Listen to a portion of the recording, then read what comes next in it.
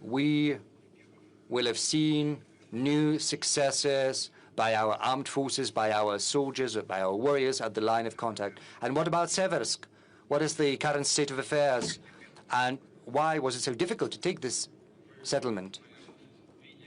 You must have seen, you must have heard the briefing of the head of the General Staff, as well as the head of the group of forces, the group of armies, the commander, as well as the head of the brigade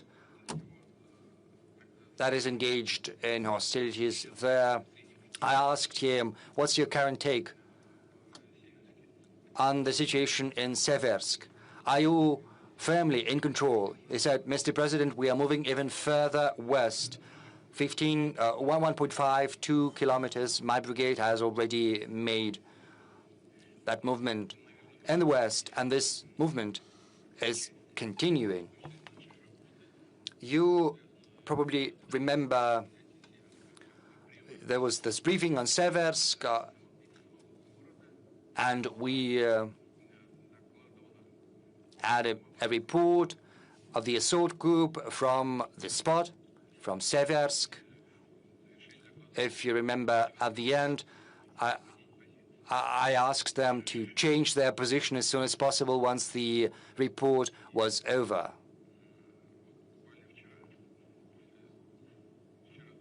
And I think it was yesterday, because time is flying by. We had a meeting at the Ministry of Defense, and once the collegium was over, there was an award ceremony for our warriors.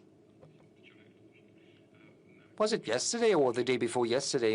Yeah, there was an award ceremony for those who participated in the liberation of Seversk, and once that was over, I went back to the Kremlin, to my office, and I asked the head of the assault group to come by, see me, because I wanted to talk to him about the current agenda. I do that from time to time when an opportunity presents itself. And we also had a meeting on the preparations for today's event, and he came straight to the room of the Security Council, and I asked him to say a couple of words so that every colleague can hear what's the current state of affairs in Seversk, how it happened, and he started recounting, just a couple of words, very briefly. And once he went away, colleagues asked whether we could invite him to the direct line. I said, well, you can ask him, but his leave is not that long, so, we phoned him, and he's here. He agreed. Naran Alexeyevich. There he is. Naran, is that correct? Yes, please, be seated. Take your seat, yeah. Am I correct? Is this how this happened? Yes. If you've got any questions about what is happening in Seversk and how the liberation took place, you can ask him directly. I think it's going to be better. Let's give a round of applause to a hero of Russia. Let's welcome him. Naran Alexeyevich, we saw you during that TV bridge, but we don't know you personally. Can you tell us a little bit about yourself? Where are you from? How long have you been participating in the special military operation? Where did you start? I'm from Kalmykia. I started from Solidar. First, I was just an assault soldier, and now I'm head of the assault unit. Well, he started just as a driver, and right now he's the head of an assault unit, and more than 80 people are under his command. And he's also a hero of the Russian Federation. Don't be modest. Naran Alexeyevich, colleagues, journalists, must have seen this this meeting between President and yourself and the colleagues The communication was spotty at best because of the signal. Right now, we've got more time. And could you tell us a little bit about how Siversk was liberated?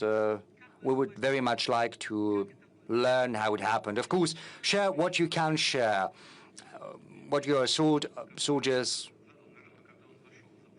did. I can repeat my question.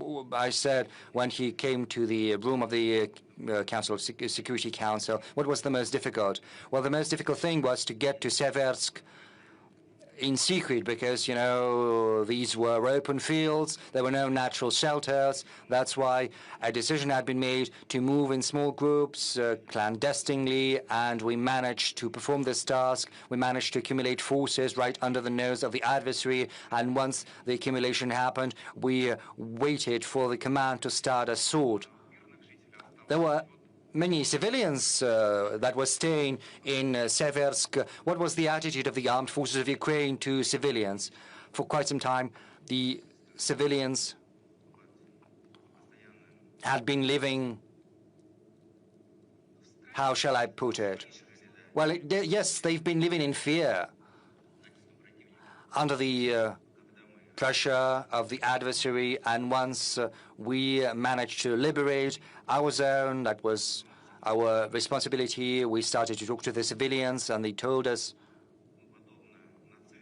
that the Ukrainian armed forces had been behaving just like nationalists, shooting those who didn't want to evacuate with them. So civilians didn't have any arms, and they were shot out because they were willing to stay in the city just for this simple fact. And once our armed forces arrived there, how were you welcomed? When we came, people were in a very difficult state, both physically and morally, and when they saw us, they were very happy. They had been listening in secret to Russian radio, waiting for us to arrive, and they were very happy. Naran Alexeyevich, you said that when the armed forces of Ukraine were withdrawing, they were shooting the civilians. And back then you said that they were shooting down young people, yes, especially young people under 30, under 40. They were simply taken away without judge and summarily shot down without exception. What's your current take on what's happening in this part of the front line? On the whole, it's stable. As I reported to Mr. President, we moved even further beyond Seversk. Naran Alexeyevich, when we look at you, when we listen to you, we want to repeat once again that our warriors are true warriors, true men. And what's the morale of your guys, of your soldiers, those who are under your command?